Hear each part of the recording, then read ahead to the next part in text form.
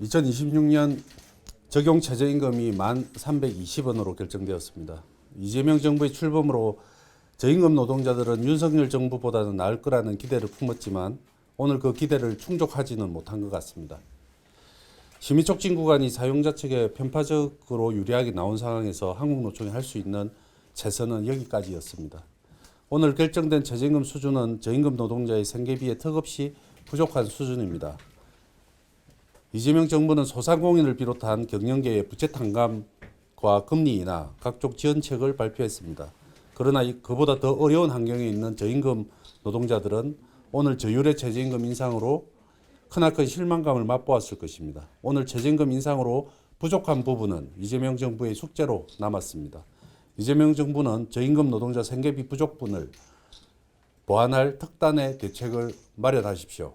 한국노총은 저율의 최저임금 인상에 다시 한번 깊은 유감을 표하며 향후 저임금 노동자들의 삶의 질을 높이기 위한 투쟁에 더욱 매진할 것을 다짐합니다. 이상입니다. 네, 질문 받도록 하겠습니다. 준비한 건 여기까지고요. 네. 서울신문 유승엽 기자인데요. 기대에 미치지 못했는데 합의한 이유를 알려주세요. 심의촉진 구간이 사실 굉장히 불만족스럽게 나온 상황에서 예상되는 부분은 사용자 쪽에 좀 편파적으로 저유로 될 것으로 예상을 했습니다. 그런데 최소한 합의하는 과정에서 수치적으로라도 그 가운데 정도의 수준에서는 되어야 된다라는 부분과 그리고 그 표결을 들어갔을 경우에 그보다 더 낮은 인상안으로 결정될 여지가 예상되었기 때문에 일단 표결을 했고 합의를 했고요. 그리고 어쨌든 새로운 정부에서 그나마 기대를 갖고 있는 부분이 남아 있으니까 그 기대의 여지를 조금 더 당겨놨다 이렇게 이해하시면 될 것 같습니다. 네, 머니투데이 김사무엘 기자입니다. 네. 민노총 소속 위원분들은 퇴장하셨는데 네. 민노총 소속 분들하고는 뭐 어떻게 소통을 하셨고 이 결정에 대해서 좀 노동계 안에서도 좀 반발이 심하실 것 같은데 그 부분에 대해서는 어떻게 설명하실 생각이신지?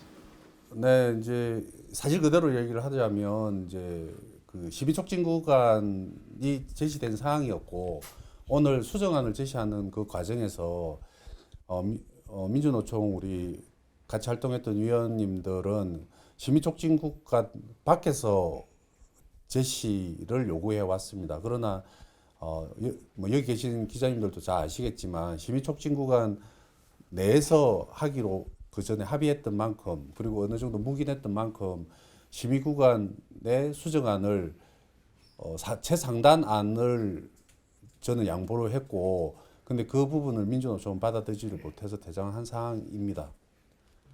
하나가 또 뭐였죠? 노동계 내부에서 반발 어떻게 생각하세요? 항상 최저임금의 결과가 노동계 내부 그리고 자영업자들도 불만족한 사항들도 많이 있기 때문에 향후 그 과제는 참여했던 뭐 한국노총 사무총장으로서 또 한국노총이 또 짊어지고 가야 될 숙제인 것 같습니다. 그래서 또 많은 부분들이 그동안에 어쨌든 새 정부의 첫 번째 해에 받아들이는 인상률과는 괴리가 좀 있었기 때문에 향후에 관련된 부분들 뭐 이번에 뭐 경제가 어렵고 뭐 이런 부분들을 좀 감안해서 일정 부분 양보를 했다라고 얘기를 하고요. 그리고 향후에 저임금 노동자들의 임금 인상에 최선을 다해서 노력할 생각입니다.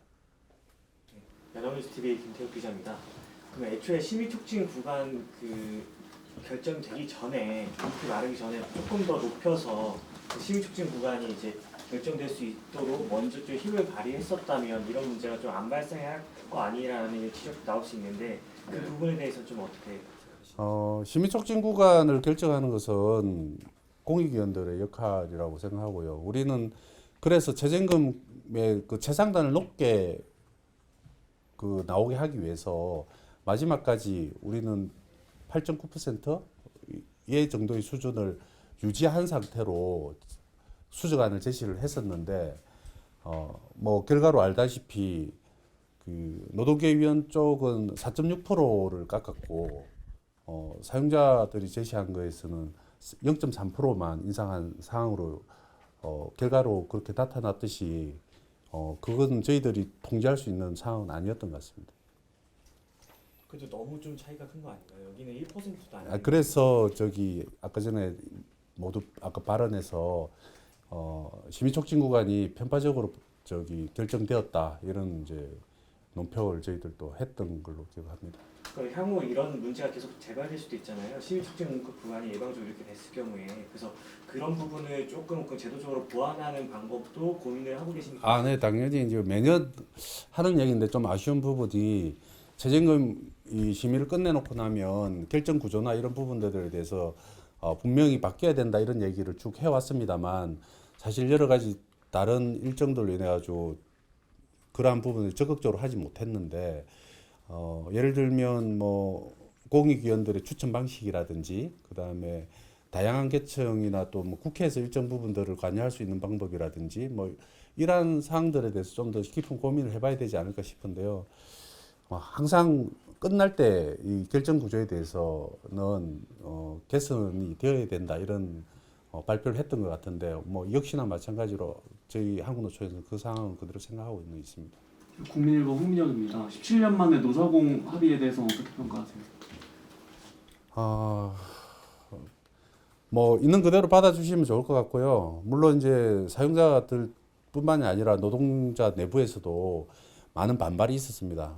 이게 사실은 명분의 측면에서는 합의가 과연 옳으냐 그리고 최소한 지금의 상황에서 3% 이상의 합의를 한다면 3% 이상으로 합의를 해야 되는 상황인데 그 부분을 받아들이기 힘들다라는 의견들도 많았고 다만 합의를 하지 않았을 때의 그 더 낮은 저율의 인상안을 받을 수 있어서 그 합의를 통해서 1, 20원이라도 더 저임금 노동자들에게 혜택이 가는 방향 쪽으로 했고요. 물론 새 정부가 들어선 부분에 일정 부분의 기대의 여지를 남겨놨다고 얘기 드렸던 부분이 있는데 그 부분에 대한 것과 향후에 저임금 노동자들의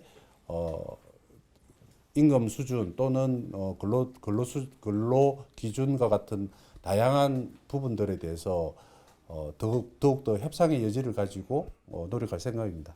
저 뉴스핀 연가인데요. 새 정부의 기대 여지가 있다고 두 분 말씀해 주셨는데 그 기대 여지라는 게 어떤 거예요? 아무래도 여러 가지 상황들이 소상공인 지원책도 발표된 부분이 있고 그다음에 소비 지원책으로 지금 소비 쿠폰이나 이런 부분들이 되는 상황도 영향을 좀 미쳤던 거 아닌가 이런 생각도 하고 있습니다. 다만 직접적인 수입으로 연결되는 부분이 없기 때문에 지금 저임금 노동자뿐만이 아니라 또 근로기준법의 적용 대상이 되지 않는 노동자들이나 이런 부분에 대해서 법적 확대라든지 일하는 사람들의 기본법이라든지 이런 부분들에 대한 그 또한 당장의 임금보다는 미래를 위한 노동자들의 적용 범위를 확대하는 것 또한 모든 정책들이 같이 이렇게 움직여질 거라고 생각합니다. CBS 김민재인데요. 지금 말씀하신 거는 아까 모두에 말씀하셨던 이재명 정부의 숙제인 특단의 대책의 구체적인 내용인 셈일 텐데 그 대책을 내놓게끔 압박하기 위한 한국노총이 내지는 투쟁에 대해서는 조금 더 구체적으로 혹시 말씀이 있나요? 한국노총은 사실은 이번 대선 과정에서 정책적 협약의 당사자이기도 하고 직접적 선거에 있어서 깊이 관여해서 선거를 치렀던 조직입니다. 그래서 사전에 정책 협약이라든지 이런 부분들에 대해서 녹아 있듯이 노동과 관련된 거, 그다음에 삶과 관련된 거, 관련된 노동자들의 삶과 관련된 이런 부분들에 대한 정책 협약이 주요 7대 과제를 갖고 있거든요. 그래서 그러한 부분들과 이행을 위해서는 향후에도 하게 될 거고 노력을 하게 될 거고 그렇지 못할 경우에는 또 정치적 압박이라든지 이런 부분들의 수단들을 강구할 생각은 있습니다.